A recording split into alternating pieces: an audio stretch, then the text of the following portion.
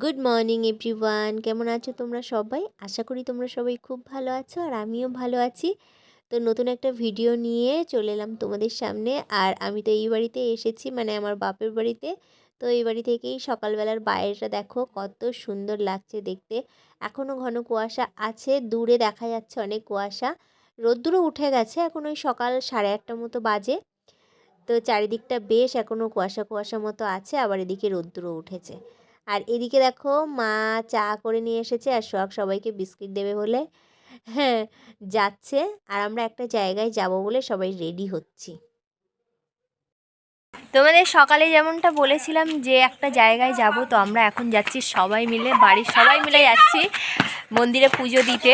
তো কোথায় পুজো দিতে যাচ্ছি না যাচ্ছি সবটাই তো তোমাদের সাথে শেয়ার করব। তার আগে দেখিয়ে দিই কে কিরম রেডি হয়েছে। এই যে এরা দুটো এরকম, এদিকে আয়, এদিকে সরে আয়, এদিকে সরে আয়, আয়। এই যে এরা এরকম রেডি হয়েছে। আর আমি আজকে এই শাড়িটা পরেছি, এটা কোনোদিন পরিনি, আলমারি ঘাটতে, মায়ের আলমারি ঘাটতেই দেখি বেরিয়েছে শাড়িটা, তো পরেছি। আর এই যে সোহাগ রেডি হয়েছে, আর এই দিকে পিসি বসে আছে, মা এখনো উপরে, দিদি বৌদি সবাই ঘরে। এই যে পিসি আর আমি ফার্স্টে রেডি হয়ে বেরিয়েছি, এখনও আর সবাই বেরোচ্ছে। তো চলো একবারে মেলায় গিয়ে দেখা হবে। এই যে মা রেডি হয়েছে, এই যে দিদি আর বৌদি এখনো বেরোয়নি, ও বোধহয় লাস্টে বেরিয়েই গাড়িতে উঠবে। আর এই যে গাড়ি নিয়ে চলে এসেছে দাদা, গাড়িতে এখন আমরা যাব পুজো দিতে। বৌদিকে দেখা। তো এই যে ফাইনালি বৌদিও রেডি হয়ে বেরিয়েছে, ও একটা হোয়াইট কালারের শাড়ি পরেছে আর দিদি একটা ক্রিম কালারের শাড়ি পরেছে, না এটা ক্রিম কালারই, আর আমি এই কালারের শাড়ি পরেছি। আমি ফার্স্টে ভেবেছিলাম চুড়িদার পরবো, তো এরা সবাই দেখে শাড়ি পরছে, তো আমি একটা শাড়িই পরলাম। আর পুজো দিতে গেলে একটু শাড়িতেই ভালো লাগে। আর এরা এত চিৎকার করছে যে কথা কিছু শোনা যাচ্ছে না। তো চলো একবারে পুজো মণ্ডপে গিয়েই দেখা হবে। তো দেখো মেলায় তো চলে এসেছি, আর এসেই ডালা কিনে নিয়ে, পুজোর ডালা কিনে নিয়ে আমরা দাঁড়িয়ে পড়েছি লাইনে। আর এত দূর লাইন ছিল না, মানে কি বলবো, আর তেমনই রোদ্দুর ছিল, একদম দাঁড়ানো যাচ্ছিল না। হ্যাঁ, দিদির মুখ দেখেই বুঝতে পারছো ওর কতটা কষ্ট হচ্ছে। তো যাই হোক, ঠাকুরের পুজো দিতে গেলে, মায়ের দর্শন করতে গেলে একটু তো কষ্ট করতেই হবে। আর সাথে আমার দিদির ছেলে আর গোগল, ওরা দুজনে দাঁড়িয়েছে, ওরা কিছুতেই ছায়াতে যাবে না, ওরা আমাদের সাথেই লাইনে দাঁড়াবে। তো ওই যে ডালা কিনে নিয়েছি, আর নিয়ে আমরা এখন সবাই লাইনে দাঁড়িয়ে আছি। আর লাইনটা কিন্তু অনেকটা দূর ছিল, তো অনেকটা দূরে এগিয়ে এসেছি, খানিকটা এসে এই যে মোটামুটি চলে এসেছি। অনেকক্ষণ দাঁড়ানোর পরে কিন্তু মোটামুটি একদম মন্দিরের পাশে চলে এসেছি, আর মনে হচ্ছে লাইনটা যেন সরছেই না। তো একটু কষ্ট করে কিন্তু ভালো সুন্দর মতো আমরা পুজো দিতে পেরেছিলাম। আর এই যে দেখো অনেক কষ্টের পরে এবার মায়ের দর্শন পাবো। তো চলে এসেছি একদম মন্দিরের গায়ে। আর দিদিকে বলছিলাম এতক্ষণ দাঁড়িয়ে থাকার পরে যে মায়ের দর্শন পাবি, তোর কেমন লাগছে? হ্যাঁ, তো হাসছে, বলছে অনেক কষ্ট করার পরে যখন মন্দিরের কাছে আসি তখন তো একটা আলাদা শান্তি লাগে। আর গোগল তো অসুস্থই হয়ে পড়ছিল লাইনে দাঁড়াতে, আর এত রোদ্দুর না, ওর প্রচণ্ড জল পিপাসা লাগছিল। তো জলটাও নিয়ে আসা হয়নি সাথে করে, পরে আবার ওকে কিনে খাইয়েছি। তো এই দেখো ফাইনালি মায়ের দর্শন পেয়েছি, আর তোমাদেরকেও দেখিয়ে দিলাম মাকে।